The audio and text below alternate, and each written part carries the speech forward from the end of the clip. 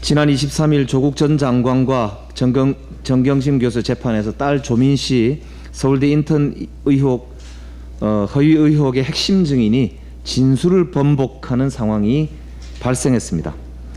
1심에서 서울대 공익인권법센터 세미나 영상의 여성이 조민 씨가 아니다라고 증언했던 조민 씨의 고교 동창 장모 씨가 영상 속의 여학생이 조민 씨가 맞는 것 같다라고 증언을 번복한 것입니다. 25일에는 자신의 페이스북에 증오심과 적개심, 인터넷으로 세뇌된 삐뚤어진 마음이 보복적이고 경솔한 진술을 하게 한 것 같다라고 하면서 2009년 5월 서울대 세미나에 조민 씨가 참석한 게 맞다라고 재차 밝혔습니다. 장군은 본인 SNS에서 검사님들을 매도하지 말아달라, 상부에서 이 일을 시켰기 때문에 아무 의미 없는 법정 싸움을 준비하고 계신 분들이다 라고 검사들에게도 얘기했습니다. 즉 상부에서 이 일을 시켰기 때문에 라고 이야기했습니다. 이것은 1심 위증의 배경에는 장 씨도 인지했을 만큼의 상당한 압박이 있었을 것이다 라고 추정할 수 있는 대목을 공개적으로 밝힌 것입니다. 3차 조사가 있던 날 장 씨는 오전 9시 35분에 검찰청에 도착했으나 조사는 오후 1시 5분에 시작되었다고 기록되어 있고 점심시간을 제외하고도 2시간 반 정도 사전 면담을 했다라고 기록이 되어 있습니다.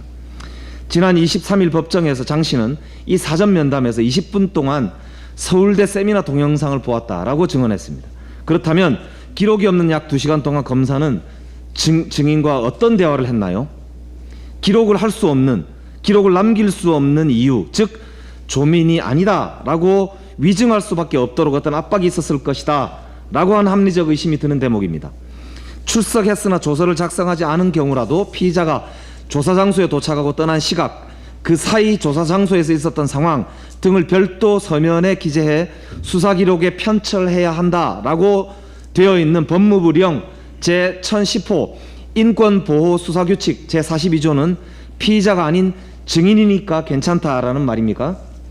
일방적으로 사전 면담하는 과정에서 증인이 훈련되거나 유도되어 법정에서 왜곡된 진술을 할 가능성을 배제할 수 없기 때문에 증인에 대한 회유나 압박 등이 없었다는 사정은 검사가 증명하여야 한다.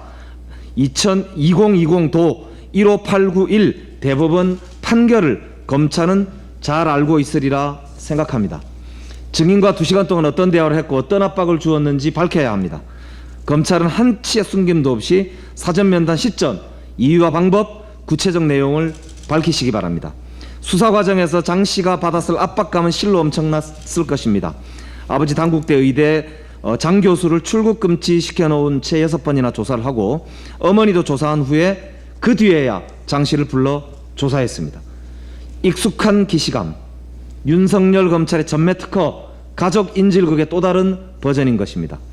검찰이 코링크피 실소유자라며 기소했으나 무죄 판결이 난 정경심 교수의 사모펀드 공모수사 과정과 똑같다는 생각이 듭니다.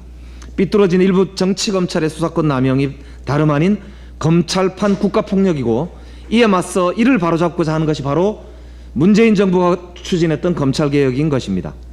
2020년 12월 재판에서 조민 씨의 세미나 참석을 증언한 지인들에게 위증이라고 따박따박 수사에 나서겠다고 협박을 한 수사팀이었던 고형곤, 강백신 검사를 넘어서 그 정점에 있었던 한동훈 반부패 부장과 윤석열 씨에게 묻습니다. 검사가 수사권으로 보복하면 그게 깡패지 검사입니까? 그러고도 공정과 정의를 말할 자격이 있습니까? 수사권을 휘두르면서 나라를 뒤집어 놓고 대통령을 되겠다고 하니 이 나라가 깡패의 나라인 것입니까? 윤석열 씨는 국민과 조국 장관, 장 씨 가족 앞에 엎드려 사죄하고 거취를 고심해야 할 것입니다. 엄격히 책임을 물어야 합니다. 법무부는 즉각 감찰에 착수하시기 바랍니다.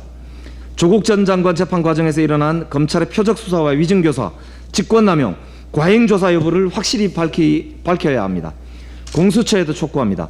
한치의 의혹도 없이 전모를 밝히고 철저히 조사를 해서 다시는 검찰권이 불안당 같은 무리의 사사로운 무기가 되는 불행한 일이 없도록 엄정하게 본보기를 세워야 할 것입니다. 한 말씀 더 드립니다. 윤석열 정치의 대한민국 내일에 대한 고민과 비전은 찾을 수 없고 오로지 망국적인 지역감정 조장과 현 정부에 대한 비난밖에 찾을 수 없습니다.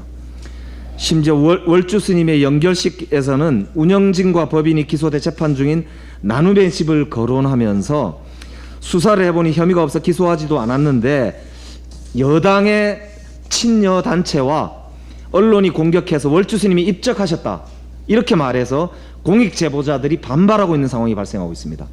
사실 여부를 떠나서 도대체 그게 상가에서 할 법한 소리입니까?